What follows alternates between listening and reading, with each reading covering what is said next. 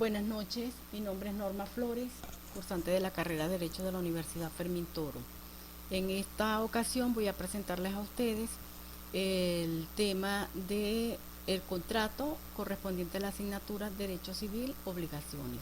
¿Qué son los contratos? El contrato, en su definición tradicional, constituye la fuente primordial y principal de la conformación de las obligaciones. Es una convención, es un vínculo jurídico que establece la presencia de necesidades económicas.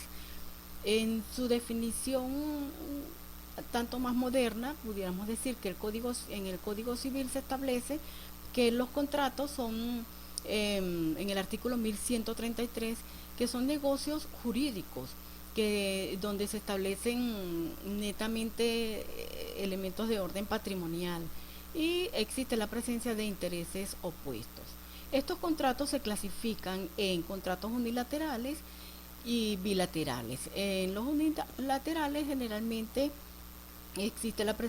son aquellos que son ejemplificados, por ejemplo, en donaciones, depósitos, mutuos y comodatos. Y los bilaterales son los que se establecen como ejemplos, ventas, arrendamientos que son realizados entre dos personas. A su vez, estos pueden dividirse o pueden establecerse como signalasmáticos y los cuales los llevan a la categoría de perfectos e imperfectos. Pueden ser perfectos por cuanto no existen elementos para considerar la presencia de irregularidades dentro de la contratación.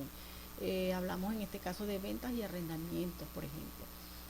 Pueden ser imperfectos cuando se presume que pudiera haber elementos que conduzcan a una realización fraudulenta. Los depósitos, los comodatos pudieran ser. En cuanto a los contratos clasificados de orden onerosos o gratuitos, los onerosos, como su nombre lo indica, generan ventajas mediante un equivalente. Existe la presencia de un dividendo económico. Estos generalmente tienden a ser los bilaterales y son gratuitos porque no hay no hay el otorgamiento de un bien específico, a cambio de nada se está realizando la contratación. Estos a su vez se clasifican en desinteresados, como por ejemplo el comodato, es la entrega de un bien, por ejemplo, en calidad de préstamo con devolución por un determinado tiempo. Y las liberalidades, ejemplo, las donaciones. También tenemos los contratos aleatorios, que son aquellos contratos que proveen beneficios económicos y prestaciones que no están prefijadas. Es decir, no hay no hay un establecimiento de reglas específicas y pudiera considerarse que, bueno, pues debido a circunstancias casuísticas o contingenciales, pues pudieran presentarse, por ejemplo, los seguros, los juegos de azar, las apuestas.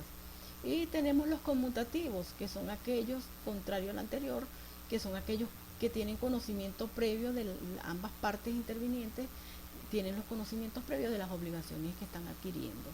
Se clasifican también en nominados e innominados. Los nominados son aquellos normalizados específicamente por el Código Civil, por ejemplo, una venta, un arrendamiento. Y los innominados, al contrario, carecen de regulación jurídica legal, es decir, son aquellos que se pueden realizar entre dos personas de manera particular.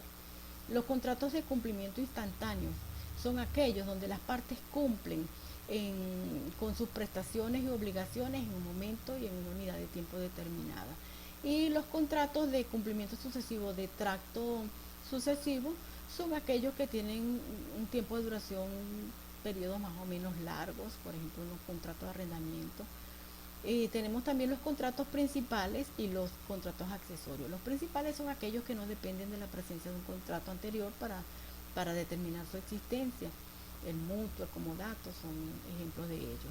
Y los accesorios, como su nombre lo indica también, son aquellos que sí tienen una dependencia, no son como los anteriores que son autónomos. Estos dependen de la presencia de un contrato anterior para perfeccionarse, las fianzas, las prendas, por ejemplo. Tenemos también las consensuales, los contratos consensuales, reales y de solemnidad. Los consensuales, tal como lo indica su nombre, son aquellos donde entre las partes hay un consenso, hay un diálogo previo, una comunicación. y por ejemplo la venta, un arrendamiento.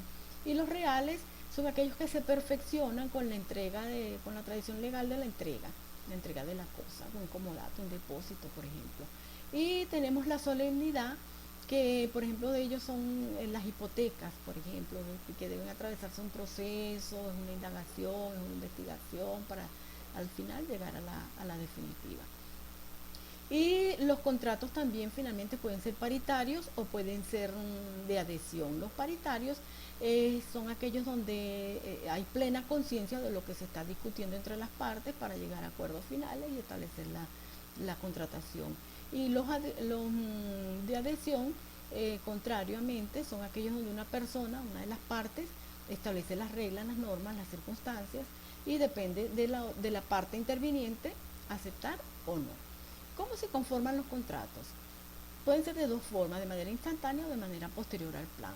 Cuando hablamos, en este caso, estamos hablando del autor de una oferta, estamos hablando en este caso específico del oferente, y hablamos de la aceptación por la otra parte.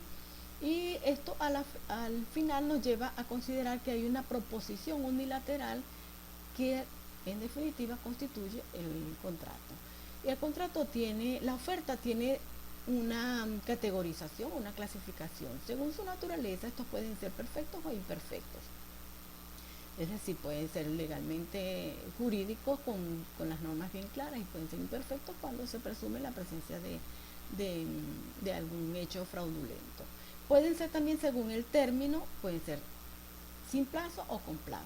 Es decir, se establece en determinado tiempo o pudiera ser que no se establezca en ningún tiempo.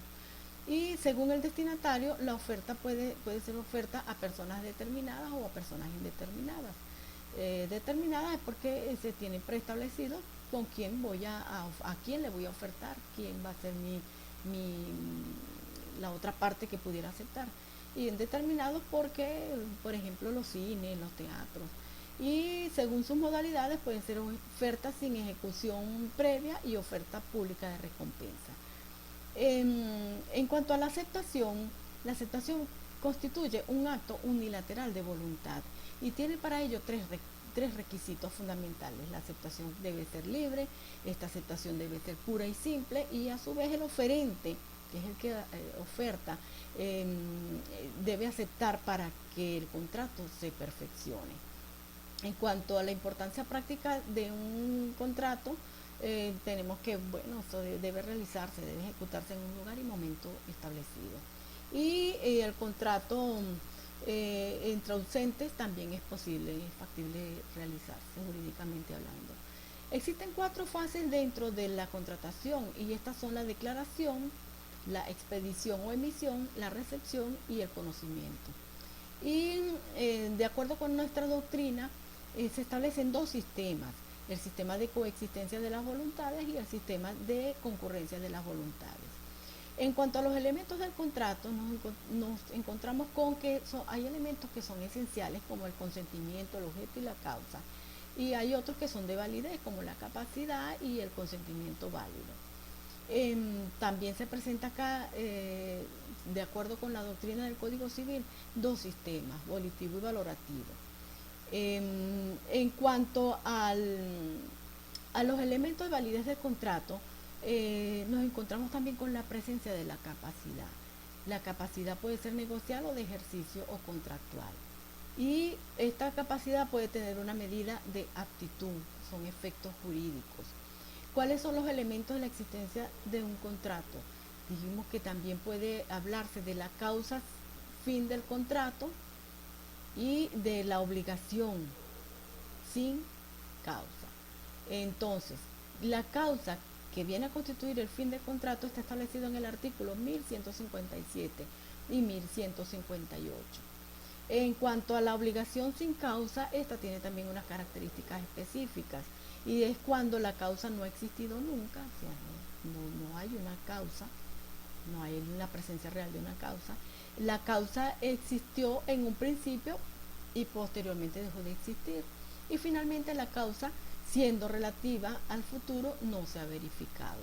Ahora bien, ¿cómo puede ser la causa? Puede ser falsa o puede ser ilícita. Y en cuanto a la presunción de la causa, esta se considera que existe mientras no se compruebe lo contrario. Existen caracteres específicos con respecto a la capacidad. Es importante destacar, por ejemplo, que la capacidad es la regla y la incapacidad es la excepción. Esto es según el artículo 1143 del Código Civil. Y las normas que establecen la incapacidad las establecen, son los órdenes públicos. Y las normas sobre incapacidad son dictadas también en beneficio y protección de los propios incapaces. La incapacidad contractual produce la anulabilidad del contrato. En cuanto a los efectos de la incapacidad, nos encontramos que pueden ser dos efectos. Por excelencia, y es cuando nos referimos a los jóvenes, a los menores de edad o a los totalmente discapacitados. Y puede ser también efectos del régimen de asistencia de autorización, y es cuando aquel menor de edad o aquel totalmente discapacitado, pues tiene una persona autorizada legalmente para fungir en su lugar, y puede ser padre representante también o un tutor. Finalmente, nos encontramos con los elementos de validez del contrato. Tenemos el consentimiento válido, que es aquel que está libre de irregularidades, no tiene aristas de considerar que haya algún fraude. Sin embargo, sí podemos hablar de vicios del consentimiento. Por ejemplo, tenemos el error y el dolo. El dolo está establecido en el artículo 1154.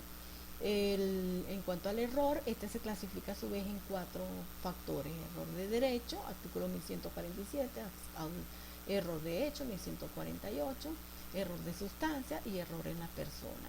Tenemos también el caso de la violencia como vicio, que es la coacción física y moral, que es la obligatoriedad sin consentimiento de quien es obligado.